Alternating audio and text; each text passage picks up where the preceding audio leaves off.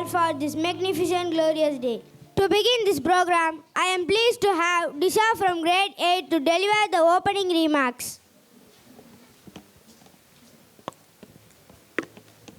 Small cheer and great welcome makes a merry feast. With thus being said, I am honored to stand in front of all of you and deliver my welcome address. We, the students of MPS, are always encouraged to participate in many events. Our beloved correspondent ma'am always encourages and motivates us. I am pleased to welcome our correspondent ma'am, Miss Jayanti Babu. I also take this opportunity to welcome all my teachers who are very supportive. Non-teaching staff and my dear friends, once again, I welcome you all. Thank you, Disha. Now I request Saraswati from grade 7 to share few information with us about United Nations Organization. Good morning everyone. I am Saraswati from grade 7. The United Nations is an international organization founded in 1945. After the Second World War, by 51 countries committed to maintain the international peace and security, to develop friendly relationship among nations, promote social progress and better living standards and human rights. Now let us see the purpose of United Nations. Due to the unique international character and the power vested in the Charter, the organization can take action on the wide range of issues and provide forums for the member of states to express their views. The UN has four main purposes: to keep peace throughout the world, to develop friendly relationship among nations, to help the nations work together, and to be center for harmonizing the action of the nation to achieve these goals. Structure and organization of United Nations. There are 6 main principal organs of United Nations: the General Assembly, the Security Council, the Economic and Social Council, the Trustship Council, the International Court of Justice, and the Secretariat. The United Nations family, however, is much larger, encompassing 15 agencies and several programs and bodies. The General Assembly. General Assembly is a main deliberate organ of United Nations, and it's composed of representatives of all member of states. The Security Council. The Security Council has a primary responsibility under the UN Charter to maintain the international peace and security. It composed of 5 permanent members: China, Russia, France, the United Kingdom, and the United States, and 10 non-permanent members. The non-permanent members are selected by the General Assembly for 2 years term. The Economic and Social Council. Economic and Social Council is a principal organ to coordinate the economic, social, and relevant work to the United Nations. The International Court of Justice. The International Court of Justice, located in Hague in the Netherlands, and it is an in principle judicial organ of United Nations. The Secretariat. International staff working duty station around the world to help to carry the diverse of the work day to day to the organization. Thank you. Thank you very much for the valuable information, Saraswati. Now let's begin our model United Nations Assembly. Excellencies, ladies and gentlemen, the 4th plenary meeting of the General Assembly is called to order. I now invite representatives to stand and observe 1 minute of silent prayer or meditation. Thank you, delegates. Now delegates are kindly requested to take their seats. Shall we check the presence of all the delegates by the roll call? Russia. France. USA. Australia. Ukraine. Sri Lanka. England. Japan. North Korea. India. Thank you. Before proceeding to the general debate as announced in the journal, the General Assembly will hear an introduction by the Secretary General of his annual report on the work of the organization. Now, I give the floor to the Secretary General of the United Nations, His Excellency Mr. Antonio Guterres.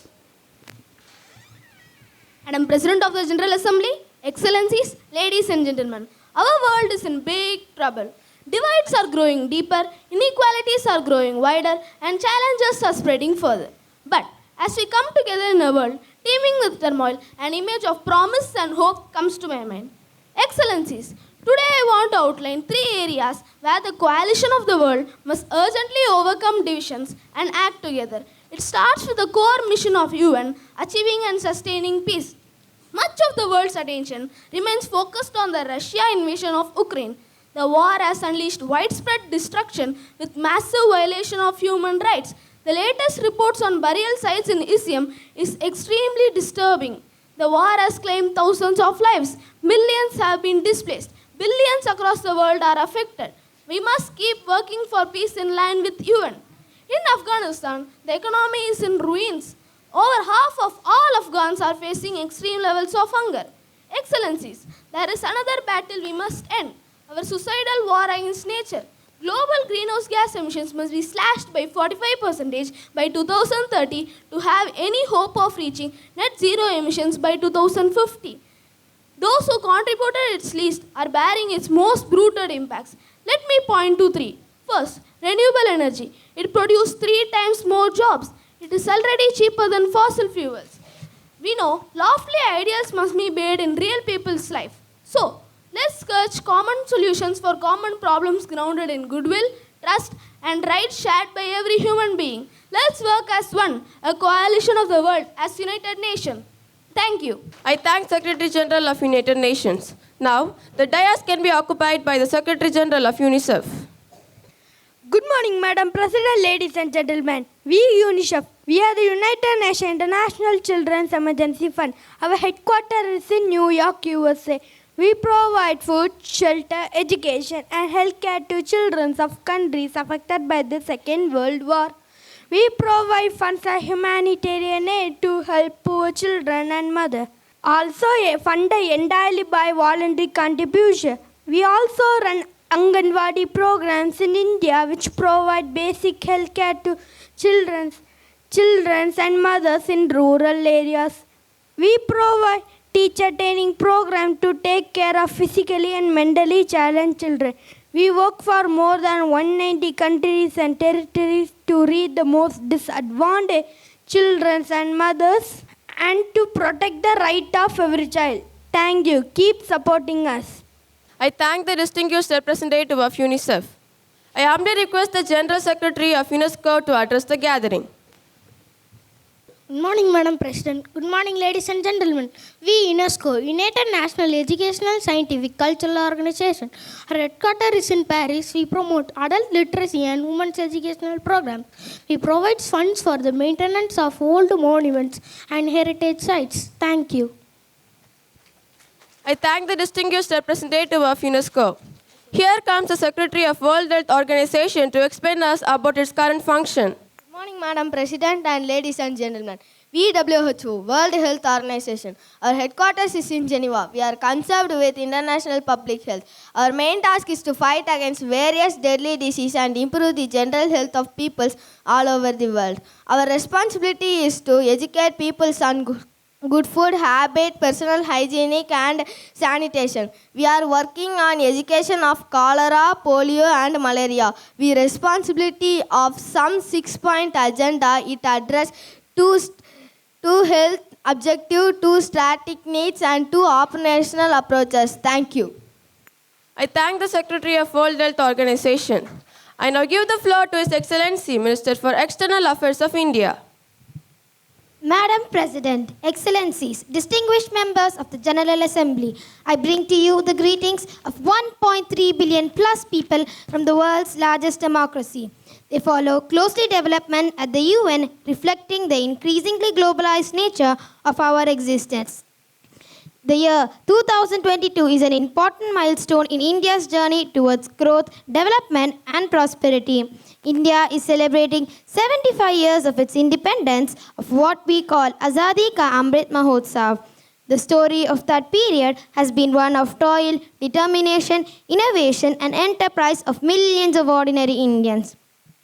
They are rejuvenating a society pillaged by centuries of foreign attacks and colonialism, and they are doing so in a democratic framework whose steady progress is reflected in more authentic voices and grounded leadership. This new India, under the visionary and grounded leadership of Prime Minister Narendra Modi, is a confident and resurgent society. Its agenda for the centenary will be achieved through the 5 pledges that we committed to on Independence Day.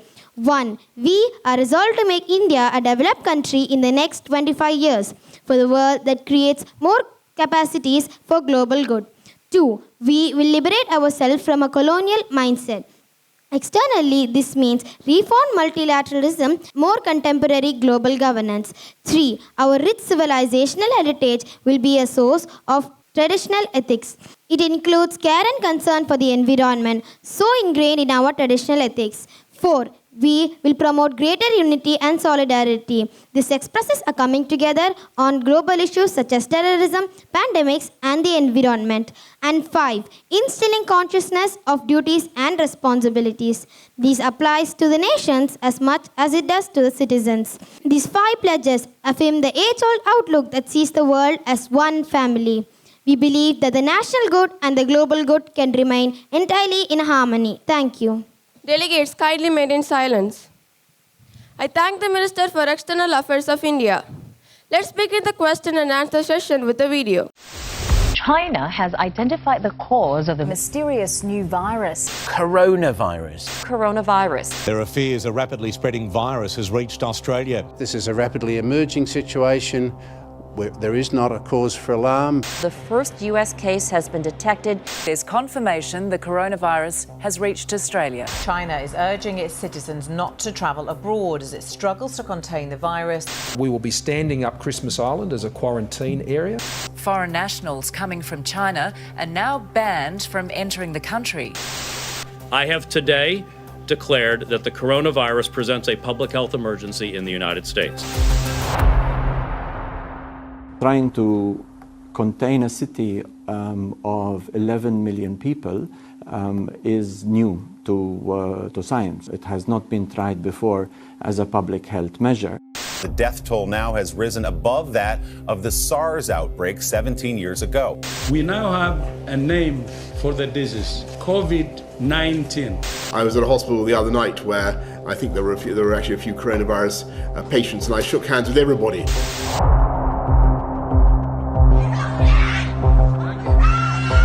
The Italian government tonight put the entire country on lockdown. COVID-19 can be characterized as a pandemic. We will be suspending all travel from Europe. From Italy this evening, it just gets worse. The death toll now worse than China. What happened in Bondi was unacceptable. 12 years of perfect employment, it all blows up in 24 hours.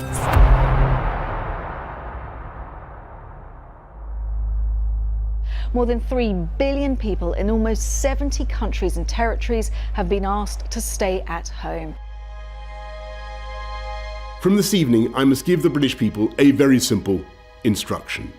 You must stay at home. We're asking everyone to work at home if possible, postpone unnecessary travel. आज रात 12 बजे से संपूर्ण देश में. So together, and with the rest of the world, we face this unprecedented challenge. For many, young and old, 2020 will be the toughest year of our lives. We've got some breaking news to bring you, and it's to do with the Prince of Wales. He has tested positive for coronavirus. The Prime Minister, Boris Johnson, has tested positive for coronavirus. Countries around the world have now reported more than 1 million coronavirus cases. Prime Minister Boris Johnson has been transferred to the intensive care unit. The city may have to temporarily bury bodies on public land if they run out of morgue space. Better days will return. We will be with our friends again. We will be with our families again. We will meet again. Now the question and answer session begins. Delegate from USA, you are now recognized for 2 minutes. Good morning, Madam President and ladies and gentlemen. My question is to WHO. Out of the multiple vaccines available, how is one or more vaccine chosen for administration? Thank you. The representative of World Health Organization, you are now recognized. Good morning, Madam President, ladies and gentlemen. My answer to this question is, the safety and the efficiency data from the clinical trials of vaccine candidates are examined by drug regulators of our country before granting the license for the same. Hence, all the COVID-19 vaccines that will receive their license will have comparable safety and efficiency. However, it must be ensured that the entire schedule of vaccination must be completed by only one type of vaccine, as different COVID-19 vaccines are not interchangeable. Thank you. Delegate from Australia, you have the floor now. Good morning, Madam President, ladies and gentlemen. My question to UNICEF: why do you make a monthly donation? Thank you. The representative of UNICEF, you are now recognized. Good morning, Madam President, ladies and gentlemen. My answer for the question is, we ask for monthly contribution to help us provide sustainable long-term solution to help children in our countries. Delegates, kindly respect the speaker. Monthly contribution allow us to plan and project our long-term funding needs and better plan our programming. Thank you. Delegate from Japan, you are now recognized. Good morning, Madam President, ladies and gentlemen. My question is to Sri Lanka. Why are Sri Lanka prices are rising? What is the Sri Lanka economy? The member of Sri Lanka, you are now recognized. We face unsustainable debt and severe balance of payment crisis, which is having a negative impact on growth and poverty. Sri Lanka's real GDP is expected to fall by 9.2% in 2022 and further 4.2% in 2023. We believe that we will come back.